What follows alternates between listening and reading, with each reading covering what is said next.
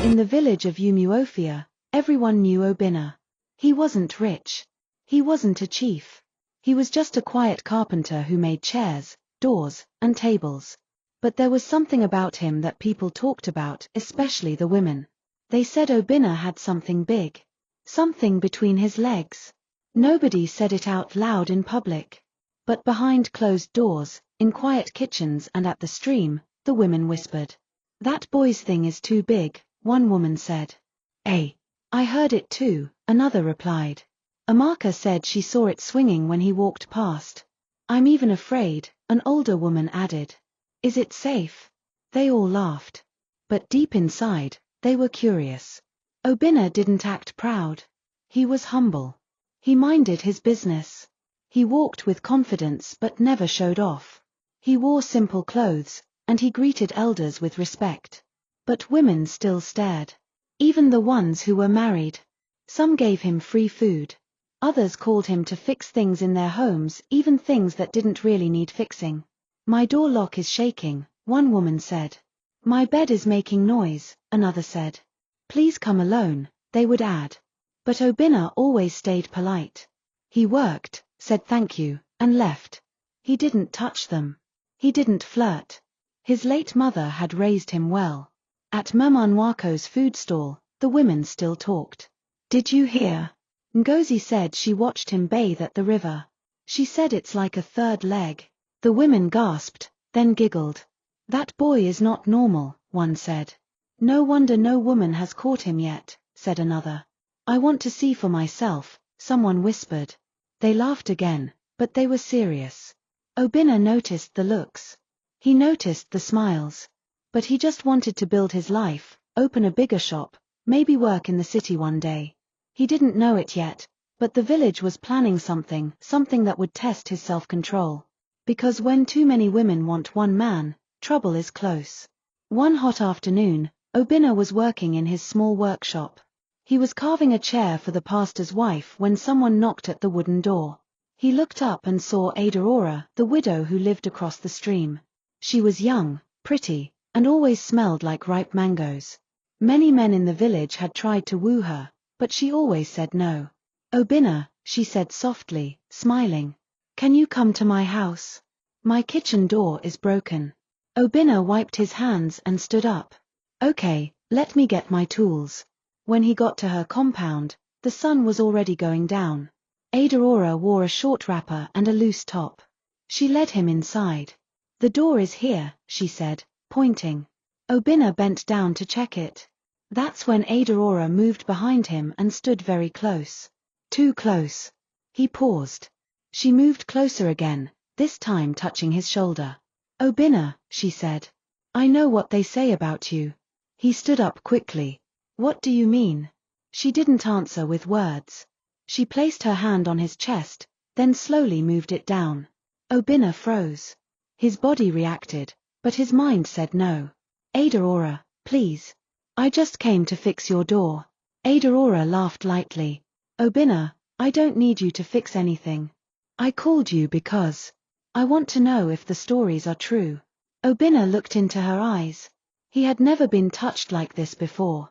His hands were shaking. "I don't do this," he said. "But you want to," she whispered, leaning in.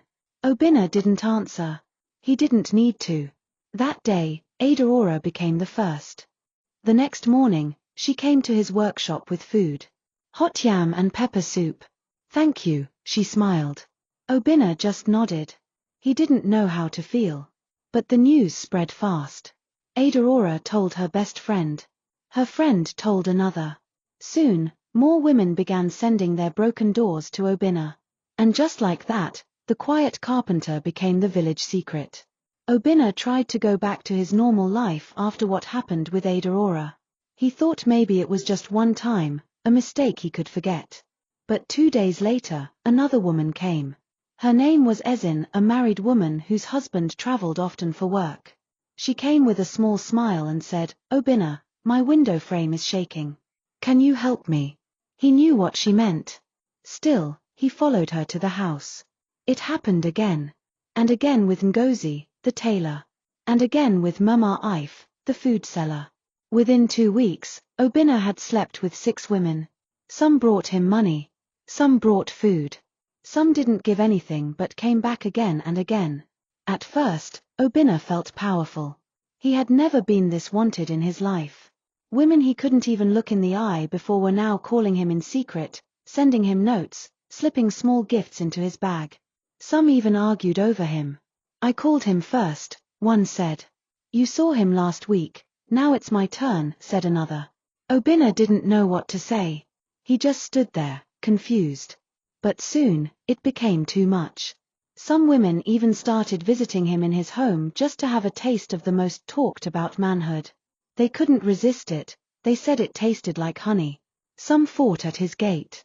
One even cursed another woman for taking her turn. Obinna, tired of pretending, made a bold decision. He started charging money. 5,000 naira per visit. 10,000 naira if they wanted to spend the night. No refunds. No discounts. He even got a small notebook and started writing down names and appointment times. Tuesday, Madam Rose, 10:30 p.m. Wednesday, Nkechi, overnight. Friday, Sister Lizzie from the choir, 4 p.m. At first, it was a joke. But then it became serious. Obinna was running a secret business. Some paid in cash. Others paid with food, clothes, or phone credit. He became known not just as the man with a sweet gift, but as the one you had to book in advance. Married women, widows, single ladies, even elderly aunties who once called him my son, they all came, quietly and carefully. One woman traveled from a neighboring village just to taste the man everyone was whispering about. And for a while, life was sweet. Obinna stopped doing carpentry. He upgraded his mattress. Bought a fan. Started wearing better shirts. Women were fighting because of him. Some men in the village began looking at him strangely. Why are married women always seen entering his home? Why are women smiling at him too much? Rumors started to spread. One day, Mama Efima, a tomato seller at the village market, decided to also try Obinna's manhood. She had heard enough stories from the market women, and last night, her best friend swore Obinna's strokes could cure stress better than paracetamol. So that morning, she tied her best wrapper, powdered her face lightly, and headed straight to Obinna's house. She didn't want anyone seeing her, so she went early, just after 6:30 a.m. But as she got close, her steps slowed. The door opened. And out came Efima. Her daughter. The same daughter who still lived under her roof. The same daughter she had warned to focus on marriage, not village nonsense. Efima froze. "Mama," she said, holding her slippers in one hand, her weave slightly scattered.